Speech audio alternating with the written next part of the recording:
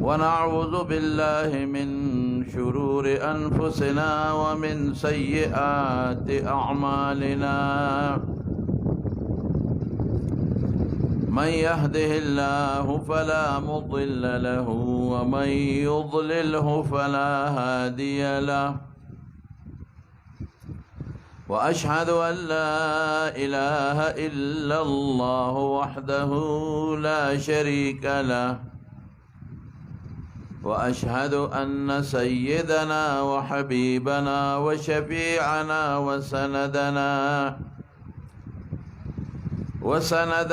ورحمتنا ومولانا محمدا عبده ورسوله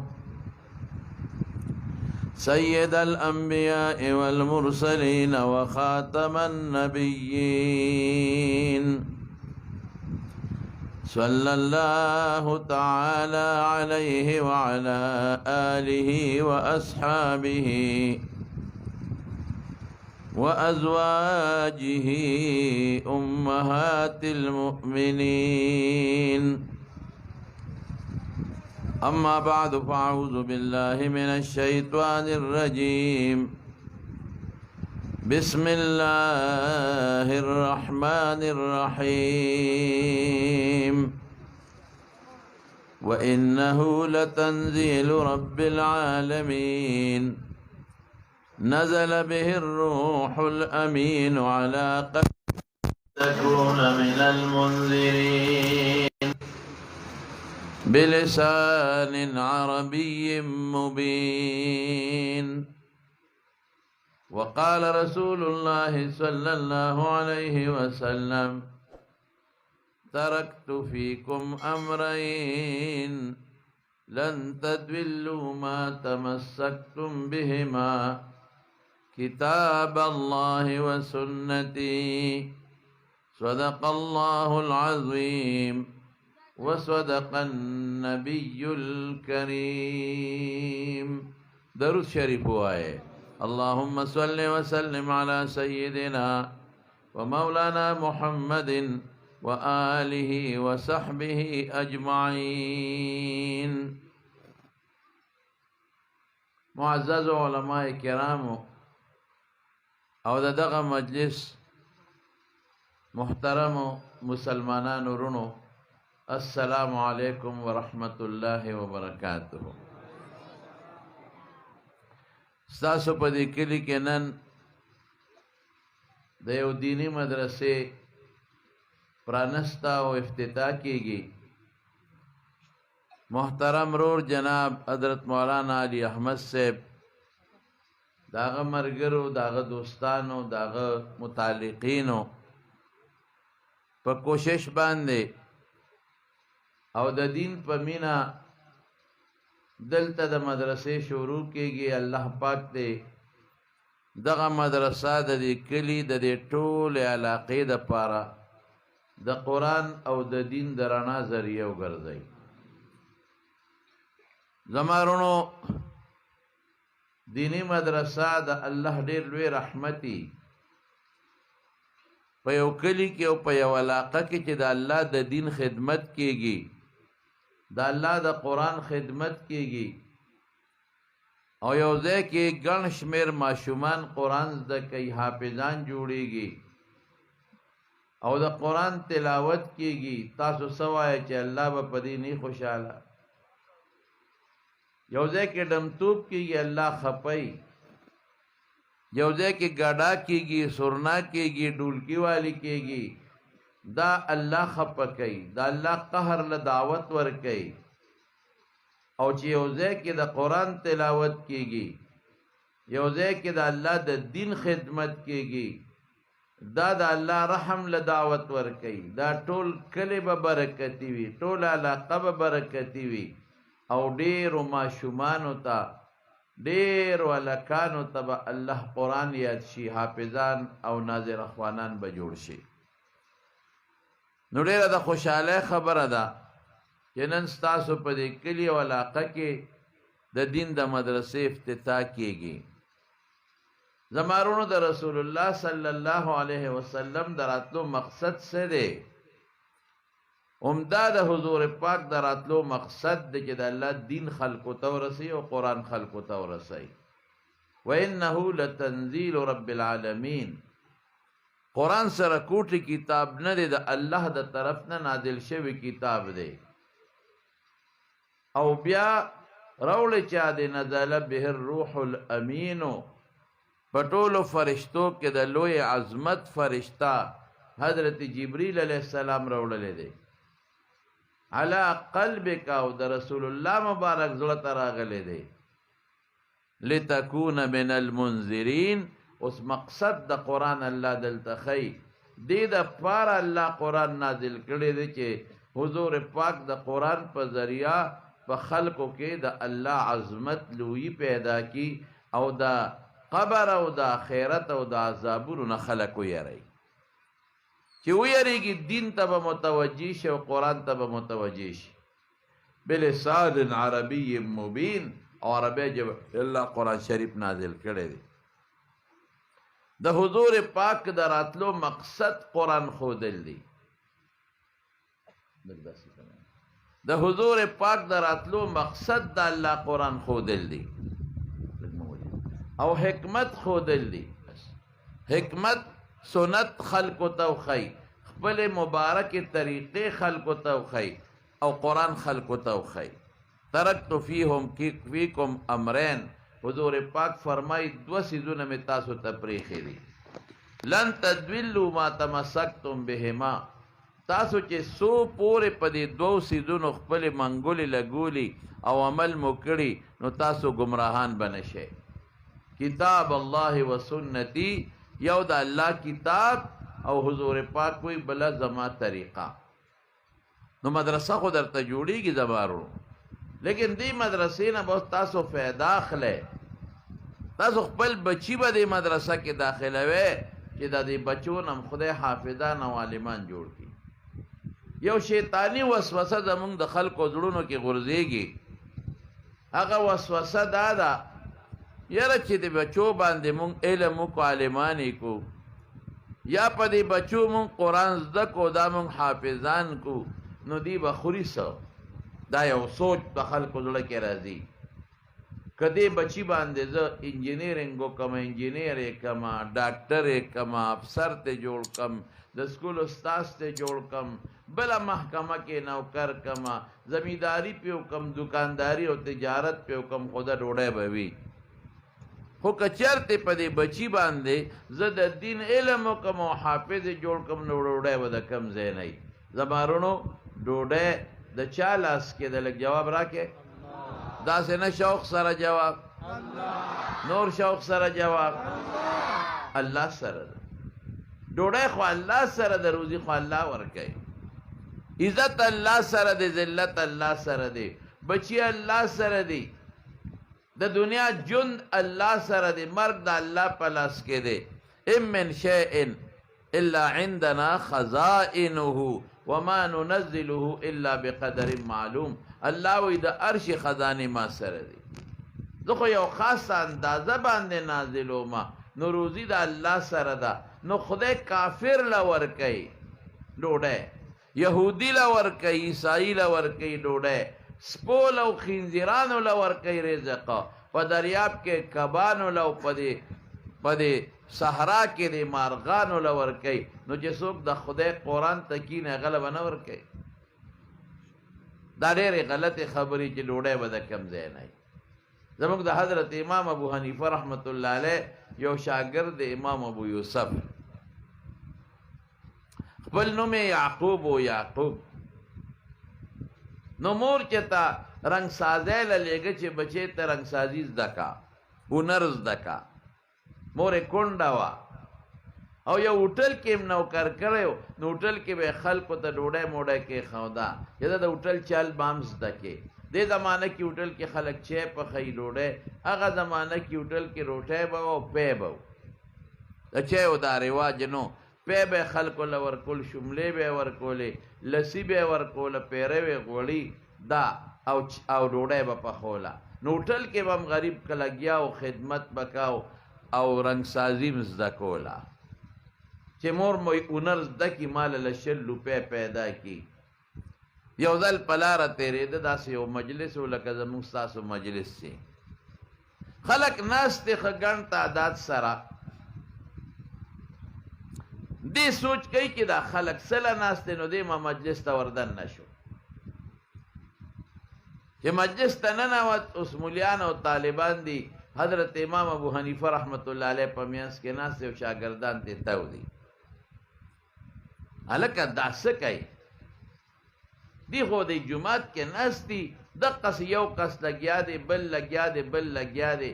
نو دې په سوچ کې شو ورنږدې شو هغوی څه کول؟ هغوی د قرآن او د پیغمبر مبارک د حدیثو ذکر کاو او د هغې نه مسلې راایستلې. د دې حیات نه دا مسله روځي، د دې نه دا مسله معلومیږي، د دې حدیث نه دا معلومیږي، دا معلومیږي، دا معلومیږي.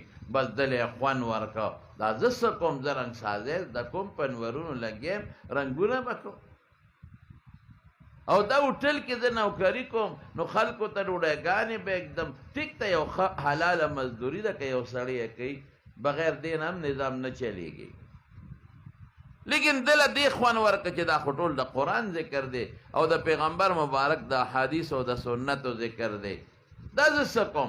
راشه دې خلکو سره ولې نه اړومه؟ بس هملته یې وخت تېر کړه.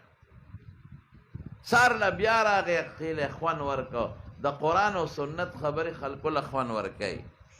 بل اوس بیا راغی کېناسته همهغه د امام ابو حنیفه رحمت الله علیه مجلس دی، همهغه خلک د قرآن او حدیث دی او مسلې دي د دین او په هغې بحثونه دي او هغه لیکل دي ځان سره. بس د ده زړه کې خدای واچوله. مور ته تپوس وکړو خو مور یې نه ده خبر کړې.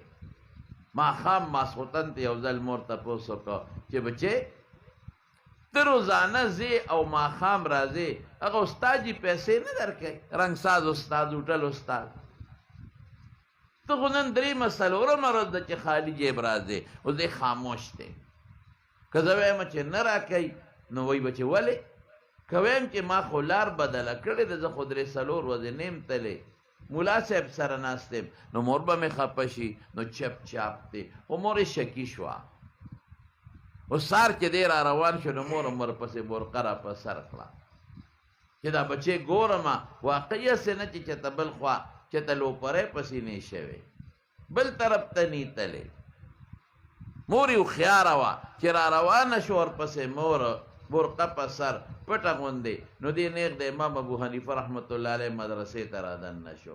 مور یې راله په د دروازې ګیټ کې مخې ته ودرېدله. اوهو ما خو وی چې زما بچی لاره بدله کړې ده. دی خو هوټل یې پرېښی دی، ده خو هغه رنګساز استاز پرېښی دی، دی خو دې مولیانو سره ناست دی. د مولیانو دا کار دی خلکو تاسې په زول او پالتو کار ښکاري، داسې پالتو غوندې شی دی.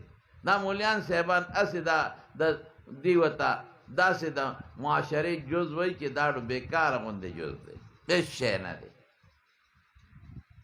حالانکه د ټولو نه ګران کار او د ټولو نه بهترین کار د مولیانو د حافظانو دی.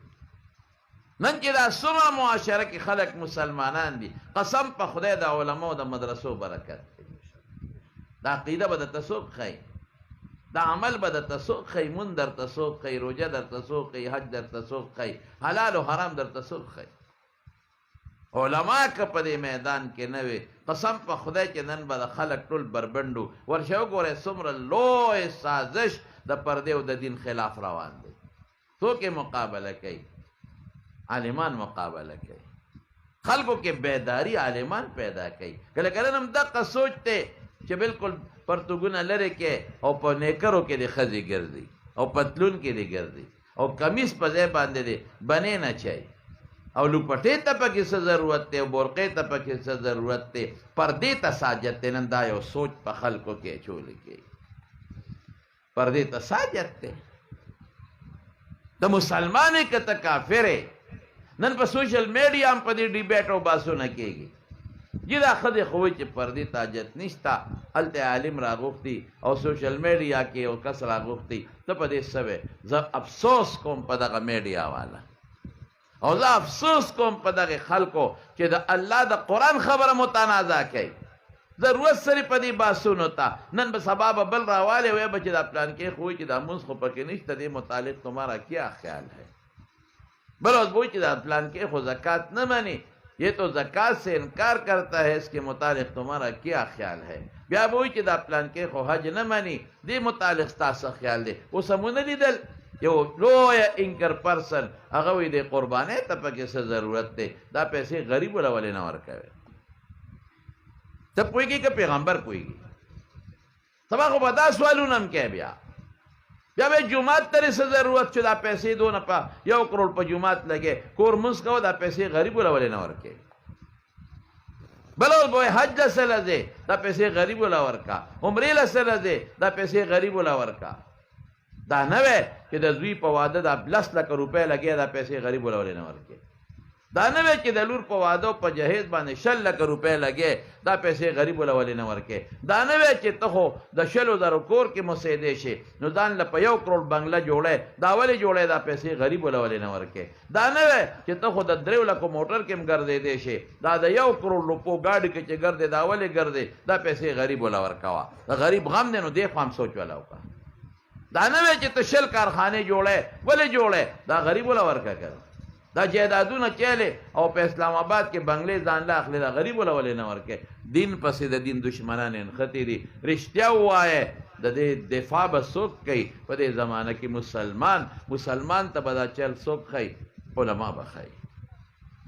نن خو علما لګیا دي میدان کې، هلته لګیا دي پردې ته څه ضرورت دی؟ هلکه دا اوس څه خبره ده؟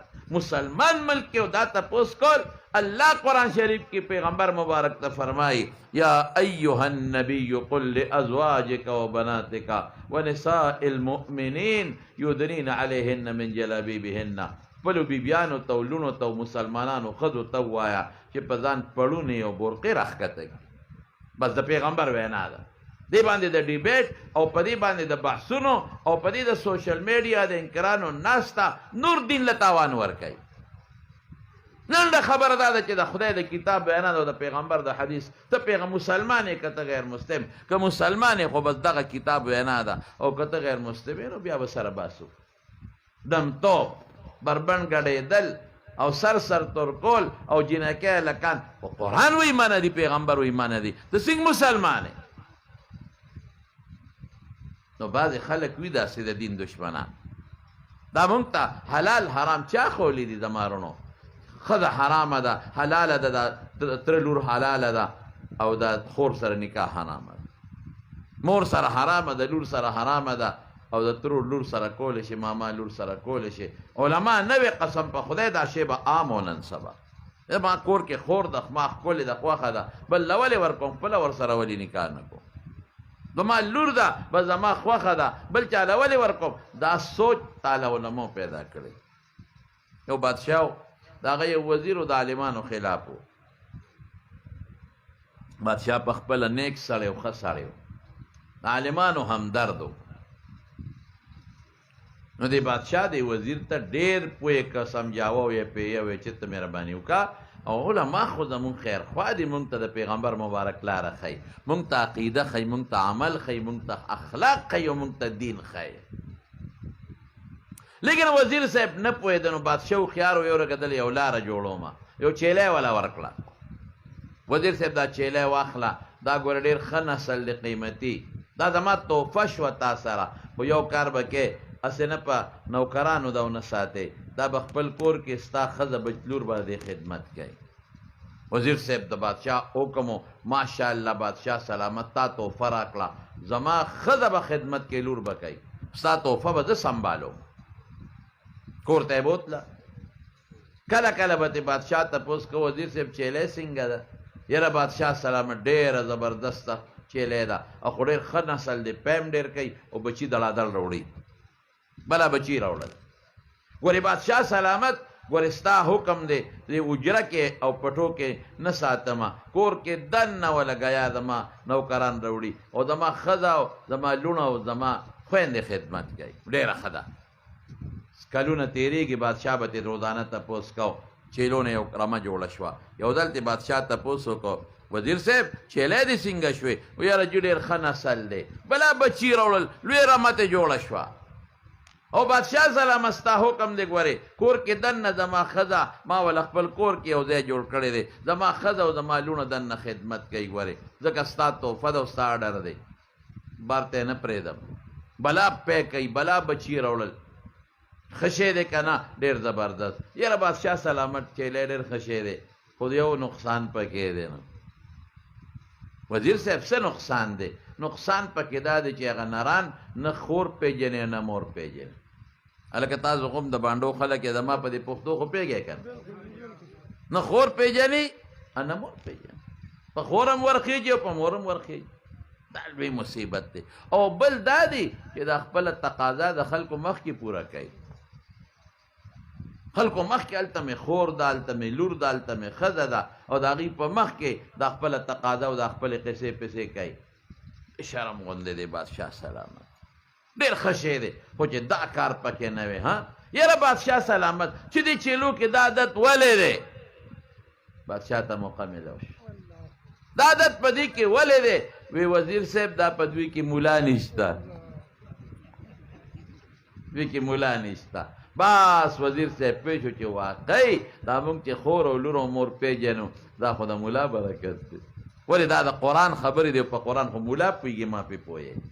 دا د پیغمبر د سنت او د حدیثو خبرې دي، په هغې خو مولا پوهېږي او ما پې پوهېږي. وایي دا ټیک ده. او دا موږ چې د کوټې په ګوټ کې دروازه جرنده کو او خپل جایز حالت پوره کو د خپلې بیبي سره او ښکاره د خلکو مخکې نه، یاره دا خو د مولا کار دی. ولې دا د قرآن او سنت خبرې دی، په دې حیا موږ مولا پوهېږي.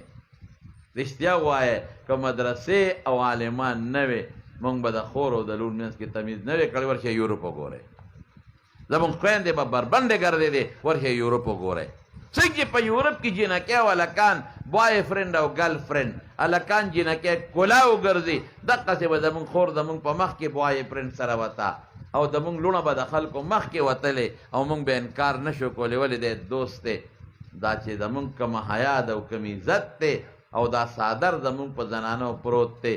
قسم د الله په ذات دا د مدرسو د علماء برکت دی. الله اکبر، الله اکبر. بهر کیف د امام ابو یوسف مور رالاو، دا یعقوب نوم ابو یوسف رستو جوړیږي. امام صاحب سره ناست دی، خو د مور د هغه آواز وکړو ای مولا صاحب. هغه زمانه کې چې اصطلاح اوس ورته موږ مولانا صاحب، مولوي صاحب، مولا صاحب وایو. دا زما بچې د ځان سره کېنولی دی، خدای خاطر دا پرېږده وه. ولې ترورې یا خورې څه چل دی؟ نو زه پې هنر زده کومه چې ما له 100 روپۍ وګټي، او تا ځان سره کېنولی دی. زه غریبه ښځه یم، کونډه یم. نو زموږ حضرت امام ابو حنیفه رحمت الله علیه ډېر هوښیار و، او ته یې زه ورته هنر ښیم که نه، وی ته ورته څه هنر ښیم؟ دا خو ځان سره دلته کېنولی دی. وی زه ورته داسې هنر ښیم چې بیا به د پستو، چلغوزو او د بادامو حلواګانې خورې، داسې هنر ښیم. وایه اوس که یاره د حلوا دا نوم چې د امام ابو یوسف مور واورېد که نه، نو په خولې کې لاړې راغلې. هلکه ستاسو خوله کې به هم لاړې راغلې. حلوا خوږ شی دی که تاسو خو پې مونږ بدنام کړي یو. وی د مولیانو حلوا خوښه ده. هلک وایي که نه، وي د حلوا وي د مولا ډېره خوښه ده، او بلکل زمونږ خوښه ده، او ستا نه ده خوښه که نه. تاسو لاندې وغورځوله. واده له چې لاړ شئ او حلوا پکې وي، رښتیا ووایه 2-3 مولیان صاحبان یې ټول تاسو یې. نو هغې غریب د یو پلیټ دواړه وخوري او تاسو غونډ دیګ وخورئ، او وي د مولا خوښه ده. ما یو ځل تقریر کې وی مې زمونږ چې حلوا خورو زمونږ ثواب کېږي، او مې عوامو تاسو چې خورئ نو ستاسو ثواب نه کېږي. یو باباجي راته وي مولوي صاحب ځان ته تر ښځو واله، خو یو حلوا ده ته خورې ستا ثواب کېږي او زه خورم زما ثواب نه کېږي. دا کم منطق دی؟ مې ګوره زه په دې نیت خورم چې کان رسول الله صلی الله علیه وسلم یحب الحلوا والعسل، د حضور پاک حلوا خوښه وه او شاته خوښو. نو چې دې په دې نیت خورم چې زما د ښکلي محبوب خوښه وه، نو زما ثواب وشو. او ته د سویټ ډش په نیت خورې چې ډوډۍ را لازمه کړي، نو ستا ثواب ونه شو. نو حلوا چې خورئ په کم نیت به خورئ؟ وایه چې د رسول الله مبارک خوښه وه. داسې ده که نه ده؟ کدو چې خورئ څه نیت پکې وکړئ چې دا د حضور پاک خوښو. حضرت انس وی رسول الله مبارک کدو خوخو نو قسم دی لا ازال احبه وی زمام خوخت ځکه د حضور پاک مبارک خوخو یخ اوبه د حضور پاک خوخه وی خوږی یخ اوبه یخ شربت د خوخو شات د حضور پاک خوخو دا سیزونه خوخو نو دا پدې نیت خوره نو تاسو له په الله اجر درکې او رب العالمین به په ثواب درکې په خبره هو پويږي کړه زه د خپلو طالبانو ته هم د شاګردانو ته یم چې د الوا پلیټ درته څوک کېدي نو مکمل به خلاصوی او که پوټې هم پکې پرېښوده نو بس ما به عقړې ما به نه یې بخلې هسې هم پې بدنام یې وي د ملا خوښه نو ظالمه ولې نه خورئ نو امام ابو حنیفه رحمت الله علیه ورته څه ویې ترور ته وی داسې هنر ورته ښیم چې ته به د پستې چلغوزو بادام حلواګانې خورې نو خوله کې لاړې رالې څنګه لاړې رالې ورته وایي د هنر به کله زده کوي د دې کله ټکي په معنا خو پوهېږې که نه دی ونه وي چې دا څه هنر دی یا یاره حاجت ورته نشته دې خواستې ناست دی دی ونه وي کله به زده کوي مطلب دا چې د حلوا به کله خورمه امام صاحب ورته وی صبر وکړه خو نن دې راوسته که دومره زر خو دې ملا نه جوړېږي صبر وکړه یو څو ورځې ما سره تېرې کړي نو دنه به خدای عالم جوړ کړي نو بیا خوره د پستې او چلغوزو او د بادام حلواګانې زمونږ حضرت امام ابو حنیفه رحمت الله علیه ډېر هوښیار و زمارو علم د ګورې هوښیارتوب او عقل ډېر ضروري دی هسې د امام صاحب یو څو خبرې درته کوم ځکه موږ د امام ابو حنیفه رحمت الله علیه په مذهب یو مذهب پېژنې هغه مسلک مذهب ډېر خلک وایي ته د امام صاحب تابع که د پیغمبر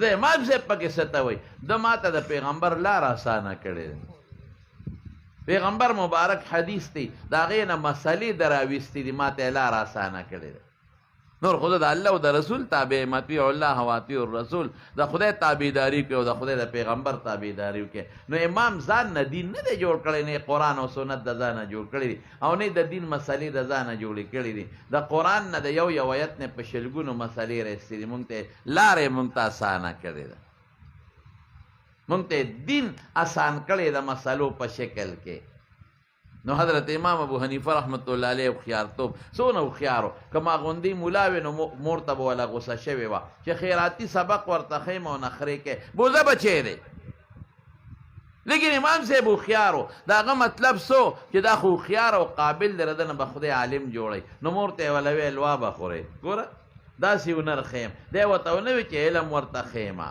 دی ورته ونه وي چې دی به د الله د دین عالم شي ثواب به وشي کېدای شي مور به وي ثواب به خپل کار کوي چې پیسې راله وګټي نو داسې یو لفظ یې ورته وي هوښیار و امام ابو حنیفه رحمت الله علیه په زمانه کې یو ملا و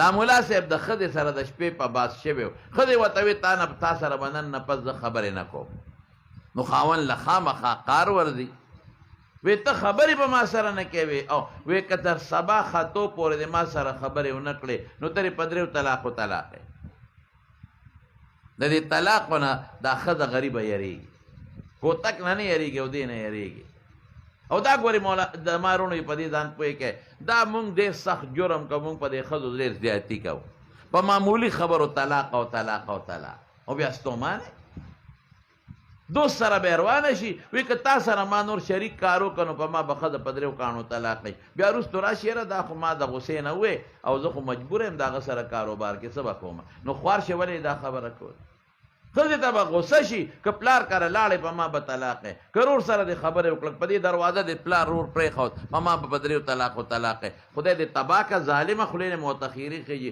ولې ظلم کوې ښځې سره بیا وایي یاره جي بس د غوسې نه مې ویلي نو زه وایم چې دا خښته ځم د غوسې نه اوچته کړم او په دا مازدیګر دې ووایم مال هم غوسه راله یو ځل مې یو سړی یو درې څلور څپېړې والې مو یو 12 کاله وشو بیا راته چا وایي دا څه کوې جګړې جوړې ځان نه مې ماله غوسه راځي چې زمونږ دا خلک د ښځو سره ولې ظلم کوو څه چې پردی لور خور ته دا وی هسې ته سوچ وکړه که ستا لور ته څوک داسې ووایي او ستا خور ته وایي ته به خفه کېږې که به نه خفه کېږې نو دا ګناه ده دا به قطعا نه کوې ته طلاق خو دا لفظ په ځان میک دی نو هغه ملا صاحب وی چې د ښځې له دمکي ورکوله چې دا به ویریږي نو خبرې به شروع کړي وایي که سبا خطو پورې د خبرې ونه کړې په ما په دریو طلاق و طلاق دی بس ښځه کټ ته وخته نیمه بړستنې د خپو نه را لاندې کړه نیمه د سر نه او خاوند ته په اشاره وي چې زه روکې ګاړو خبرې نه کوم مولا صاحب حیران شو چې یا خدای دا څه په مصیبت واوړېدم ما خو زوره نه ورکوله چې دا به ویریږي خبرې به شروع کړي هغې مردارې خو سر او خپې دواړه پټې کړې مولا صاحب ورته وایي ای ښځې دغه د سبا ګورې په تیزۍ را روان دی هغه زمانه کې خو ګړی نه وي او که سبا راوخته نو ګورې 3 طلاقه مې ویلي دي ته به څه کې بیا وړه خبر هم نه ده یو طلاق نه دی چې بیا به مسله جوړه کړو 3 طلاقه دي مسله نه جوړېږي ما 3 طلاقه ویلي وای سبا را خطا دی او ښځه خولې نه خبرې نه کوي او په لاسو اشاره کوي چې نه کوم زه روکېږم مولا صاحب حق حیران شو چې خدای ما خو زوره نه ورکوله چې خبرې شروع کړي هغه بلا شیشه که خو خولې وګنډله دا څه په مصیبت پوړې او ښځه چې روانه شي خدای دې ساته پخوا به زمونږ په دې علاقه کې ټانګې وي یاد دې ټانګې که نه نو ټانګه کې به یو اسپه او ټټک اسپه به یې ورته وي چې د کوچوان به واله نه به مخکې نه تله او په شا به یې ریورس ګیر لګولې ټانګه به اکثر دیوال سره وډقوله نو ښځه چې روانه شي همغه ټټک اسپه ده زه اکثر طالبانو ته هم ګورې هر چا سره ټرت خو ګورې ښځې سره نه ټرت که د ښځې جنجال کې راغلی چې سولکې د باندې واړی نو بس ښځې خبرې بندې کړې ملا صاحب خدای څه په مصیبت دا خو ګړی نشته سبا راونه خېږي یاره سوچ یې وکړه چې امام ابو حنیفه رحمت الله علیه ډېر هوښیار دی ورې ګاغله والله امام صاحب پسې منډې کړې پېشمني تهجد وله پاڅېدلې دروازې وواله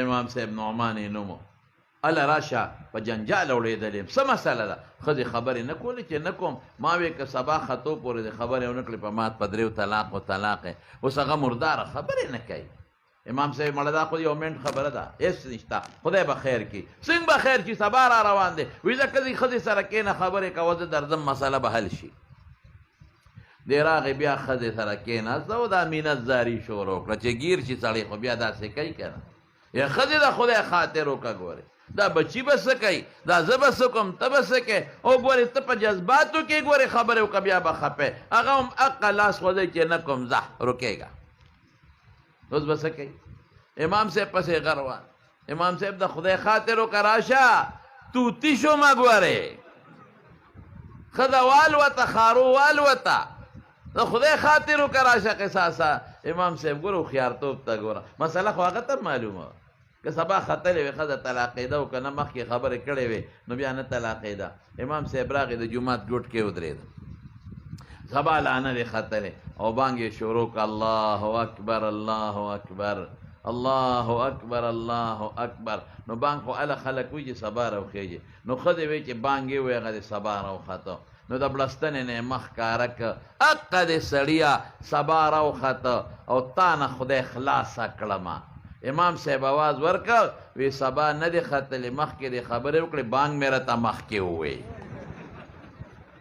طلاق ونه شو سبا نه مخکې دې خبرې وکړې دې ته هوښیارتوب ووایي امام ابو حنیفه رحمت الله علیه هوښیار او ډېر صابره مو صاحب انتهایی صابر انسانو یو سړی راغی امام ابو حنیفه رحمت الله علیه دروازې ووانه ګستاخان خواره زمانه کې شته که نه څوک د علماو ګستاخي کوي ولې زما وروڼو یاد وساتئ علماو ګستاخي مه کوئ په علماو الله خفه کېږي ولې ځکه د الله دین خلکو ته رسئ زما چې څوک د دې تقریر خدمت کوي او زما د خبرو نو زه به پرې خفه کېږم که نه نو دا خو د پیغمبر مشن عالمانو جمع دی کړی دی عالمان خو د خدای او رسول دین خلکو ته بیانوي نو چې څوک هم علماو پسې سپکوئ دا الله سره دشمني کوي د الله د قهر نه ویریږي او د خدای د غضب نه نن په دې سوشل میډیا وغیره ډېر خلک په مولیانو پسې لګیا دي او د پاټۍ د لاسه هلکه پارټي څه شی دی نن ته دې پاټۍ کې سبا به نه نن برې دا لیډر جمدي وي سبا به مړي نو د لیډر د لاسه او د پاټۍ د لاسه سره دین ستنو پسې ظالمه خبرې کوي چې څوک درته د خدای دین ښایي ستا بچو ته د خدای قرآن او د پیغمبر سنت، نو ته ظالم هغوی پسې سپکې وې، ته د خدای نه نه یېرېږې. الله به د قیامت پر ورځ درته څه وایي چې تا هم دین نه زده کو، دي درته ښه، نو هغې پسې دې خبرې کولې، بیا به څه جواب ورکړې؟ نو سړی ګستاخه او ګستاخه. نو امام ابو حنیفه رحمت الله علیه ته دروازه والا ولا راووت، ورته ویل یو خبره ته کوم. وایي څه؟ وایي ستا پلار مړ دی. وي یو دې کې څه غرض دی؟ نو وایي مور دې کونډه ده. وي یو. وایي ما ته بیا را په نکاح نه کړي؟ اسې تاسو ته ووایم چې یو سړی تا ته وایي چې مور را په نکاح که ته به ورسره څه چل کوې؟ ته به خښ ته اوچتی او په دا مازدیګر به یې وایې چې تا خدای تباه که زما مور دا شرمېږي نه چې ته دا خبره کې، دا خپله ښځه را په نکاح که، ده طلاق ورکړه چې عدت یې تېر شي زه به په نکاح کړم. جواب یې دغه دی. لیکن امام صاحب ډېر هوښیار و. امام صاحب ورته وایي بچې دا خو زما مور ده، تپوس به دې وکړو نو که نکاح یې کوله ډېره ښه، نو زه خو یې په زور نه شم در نکاح کول. او سړی دونه ګستاخ و اړو شرمېده نه. وایي ښځه ورشه تپوس دې وکړه. چې امام ابو حنیفه رحمت الله علیه کور ته ننوت، دا سړی د دروازې مخکې را پرېوته او ساعت یې وته مړ شو. امام صاحب ته چا وی سړی دې مړ که؟ وی ما نه دی وجلې. وی د ما له څپېړه راکړه دې خفه کړم، نو الله په ما خفه شو دله څپېړه ورکړه. علماء پسې بد مه وایه. الله په فیصلو کې دیر شته خو ګورې دیر نشته. موقع به درکړي داسې به دې رونیسي، داسې چې بیا به د خلاصي په چل نه پوهېږي، او ډېر یې رونیول. قسم په خدای ډېر خلک مې ولیدل. یو سړی و هغه به ملیانو پسې په داسې غم اخته شو چې د کور نه لور یې چا پسې مټۍ ته لاړه، نه یې رونه د کوره بار راوتی شي او نه هغه په خپله د کوره بار راوتی شي، سترګې چا سره نشي لګولی. په شرمونو شرمې دا مه کوئ. د دې څیزونو ډېر خطرناکه نتیجه ده. یو طالب په لاره روان و، داسې غریبات طالب بسته و سره په غیږ کې وه او باران شوی او خټې وې چقړې وې، نو خیال یې نو. او یو جنټلمین و سړی و ښځه روان و واده له، ښځه یې په ځان سرخی سپیدی مږلې وې او جامې قیمتي او سړي په ځان باندې نخرې کړې وې روان و. دې طالب خیال نو چې د ډنډ کې خپه کېښوده چې شړق شو په هغه ښځې ټول خټې ور پرېوتې. خپه شو خاوند یې جنټلمین، لاس یې اوچت که چې شړق شو، نو هغه طالب یې په دا مخ و، خدای دې بې خوباته دړونچا کې دې شروع کړي دي ګډېږې خوارشې ښځه دې راله ټوله مونږ واده له روان یو د خټو لړله. د ښځې مخکې دا سړی ګورې بادره مې برید داسې اوچت یې اوچت د ښځې مخکې، ښځې ته ځان ښیي او چې کور ته دننه شي بیا برید لاندې شي، بیا ټرت د ښځې مخکې نه شي کولی، خو ښځې مخکې بادري. طالب غریب په دې مخ و تک سورې که د خدای ظالمه ما خو په قصد نه دي کړې، زما خیال چپ ګني برابروم دی. ښځې ته وایي ځه چې ځو جامې به بدلې کړو بیا به راوځو. طالب روان دی مخکې دی چې ښځه جامې بدلوي، دې څه کار له کوټې ته بره وخت دا خاوند جنټلمین بره په نرم پایه خپه وښویده چې کړس شو لاندې را پرېوت، دا سټې ولګېد مات شو مړ شو. او طالب مخکې روان دی، خو نه دی خبر. په یو دکان ورغی، یو بازار باندې د الوی دکان و. الوی به دا قانون و چې ړومبې به څوک هم سار راغی ده به دکان کولو که نو خیراتی به یې وله الوا ورکول او جامپی به یې ورکول. طالب پې ورغی، باران دی یخني ده، هله طالب راشه دکان مې کولو که یو پلیټ کې ورته الوا هم واچول او جامپی هم ورکړل. اوس طالب الوا هم خوري او جامپی هم څکي.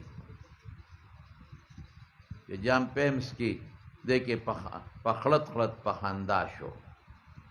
دکاندار ورته وي دا خاندې ولې؟ ما الوا درکړو پې او ته ما پورې خاندې. وی قسم دې که تا پورې خاندم. نو اخر خاندې ولې؟ وی خاندم په دې پورې چې یو خوا څپېړې را کوي، د خدای دې کارونو ته حیران یم، یو خوا څپېړې را کوي او بل خوا الواګانې را کوي.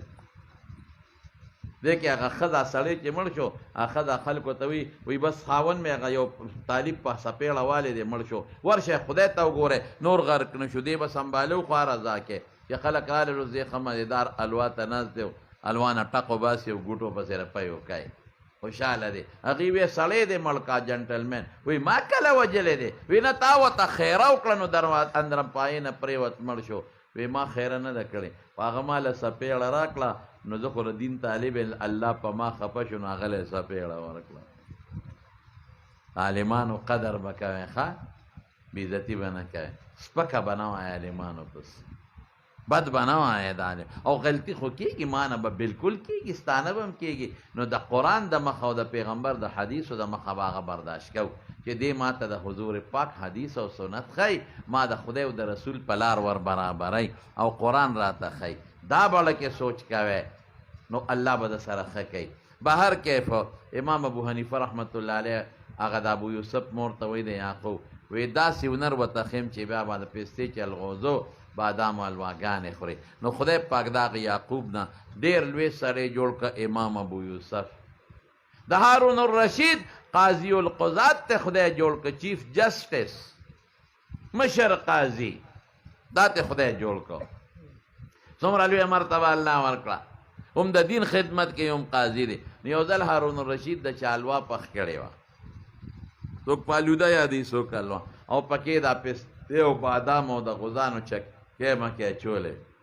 نو چې دلې راوړه هارون الرشید لا ورته یې وکتل وي دا څه شی دی وی دا هغه لنګري طباخ تاله یو خاص ډش جوړ کړی دی حلوا ده او چکې دي سوچ یې وکړه وی په دې به زه څه شمه وی دا قاضي ابو یوسف له یوسی چې هغه اخري او د هغه دماغ پې تکړه شي او د دین خدمت پې وکړي تاسو ته هم ګورې دا وایم ښه چې کوم ښه شی پوخ کې نو علماو له وړئ طالبانو له وړئ او نیت څه کوئ نیت دا کوئ چې دې اخري د ده دماغ به تکړه شي د قرآن خدمت به وکړي او د دین خدمت به وکړي چې هغې وله څنګه یو او اډر یې وکوي روزانه به دا یو پلیټ وله وړئ چې هغې وله څنګه ولېږله نو د ابو یوسف سره مور ناسته ده اپویشه خو هوښیارو وی ها مورې واخله وخوره وی بچې څه دي وی مورې هغه هنر مې زده کړی دی زه اوس خوره ده د بادامو چلغوزو د پستو حلواګانې خوره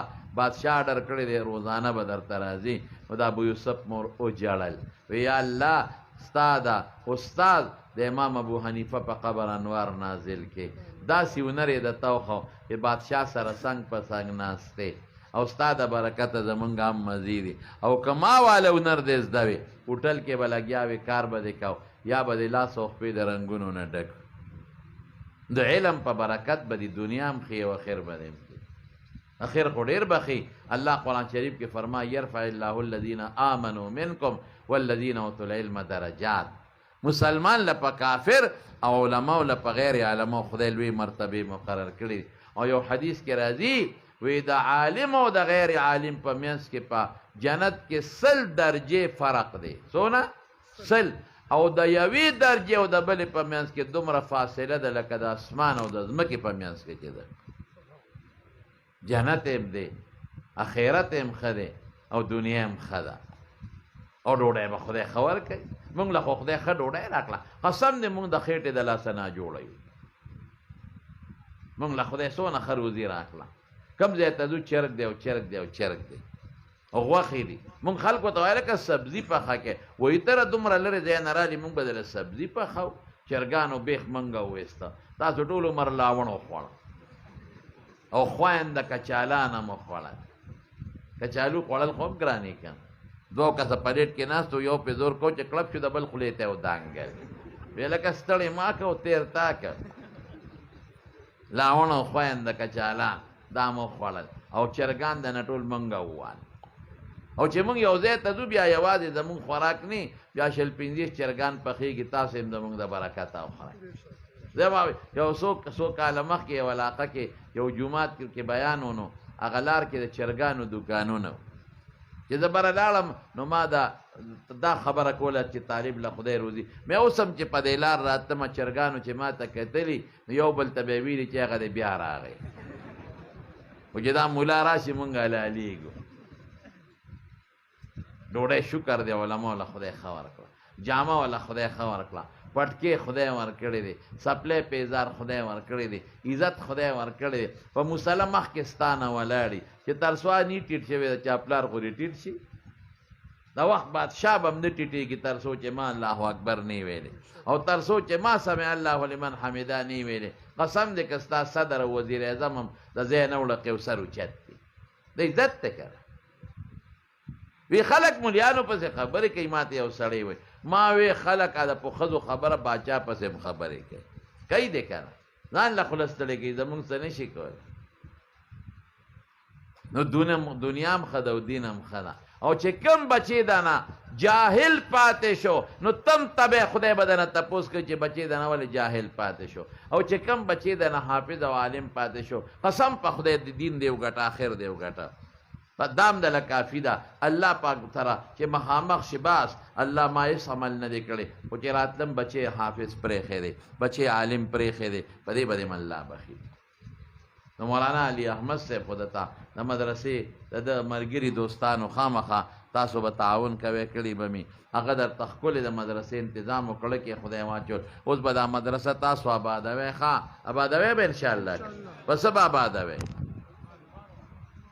یو به خپل بچي راوانه داخل به ټول چې څومره دلته ناست یې خپل یو یو بچي راوباسئ او داخل کې په دې مدرسه کې چې خدای ته حافظ او عالم جوړ کړي قسم په خدای ځان له مې خوښه ده تار ټیک ده یو بچي باندې سکول هم ووایا دا هم ضروري دي که انجینیر نه او سړک جوړ نه کړي په څه به ځم که ډاکټر نه او زما علاج ونه کړي نو څه به کوم دا نظام به چلیږي افسران هم غواړي فوج هم غواړي پولیس هم غواړي دې خلکو ته هم ضرورت دی پولیس چې زما حفاظت ونه کړي زه به څه کوم فوج چې زما سرحد ونه ساتي خو دشمن مې غر کوي دغې ته هم ضرورت دی ساینسدان ته هم نن سبا سخت ضرورت دی ولې د دشمن مقابله به کوم نو یو بچی خوا ولېږه یو دې خوا راولېږه قرآن ته ضرورت شته که نشته د پیغمبر دین ته شته که نشته مونږ د هغې خلاف نه کوو مونږ هم په بچو څه ناسه سکول ویلی دی او په خپل هم شکر دی ویلی دی نو په دو طریقو به آبادېږي یو به خپل بچي راولی په دې مدرسه کې به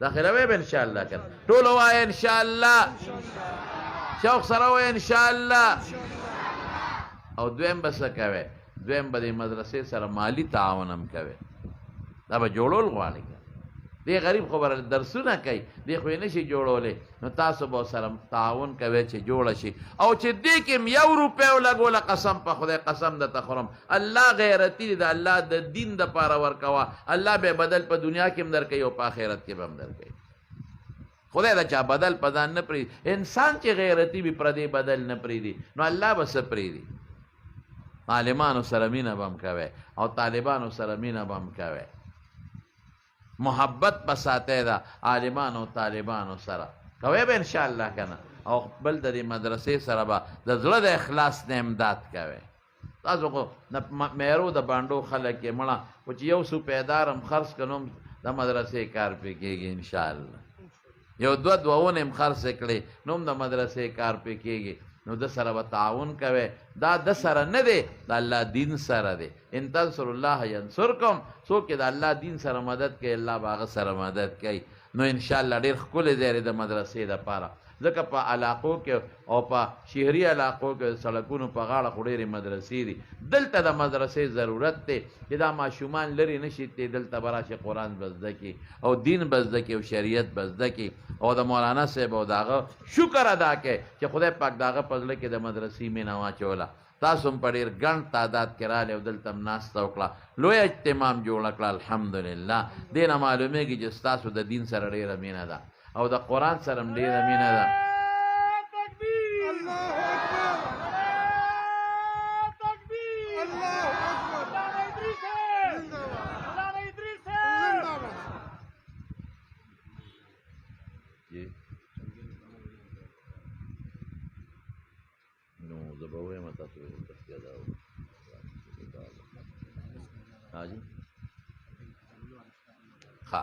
نو زما وروڼو ما دا خبره درته کوله چې ستاسو الحمدلله ډېر نیکان او صالحان یې په دې ګرمۍ کې ګوره ګرمي د پکیم نشته تاسو ته ډېر کم پکي دي درته او بیا هم په ډېر شوق دلته کېناستې او د دین خبرې مو اورېدې پته ولګېده د دې خبرې چې ستاسو په زړونو کې دین مینه او محبت شته دی ښه ټول وایه الحمدلله نو دا مدرسه به انشاءالله دا ما چې درته وایي په دې طریقه به عمل کوو که خیر انشاءالله که نه امداد به ورسره کوئ که به نه کوئ هلکه دا هم خوښه ده چې د خدای قرآن او د پیغمبر دین ترقي وکړي که نه ده خوښه ووایه خوښه ده که نه د چا خوښه ده لاس اوچت کې جزاکم الله فی الدارین خیره او نو د قرآن به په څه ترقي کوي چې ستاسو بچي قرآن خوانه شي قرآن ترقی صدا چې ستا بچے حافظ او عالم شي، نو ستا بچے به د مدرسه کې حافظ او عالم جوړیږي، نو دې سره به د زړه د اخلاص نه مدد کوئ به انشاءالله کنه.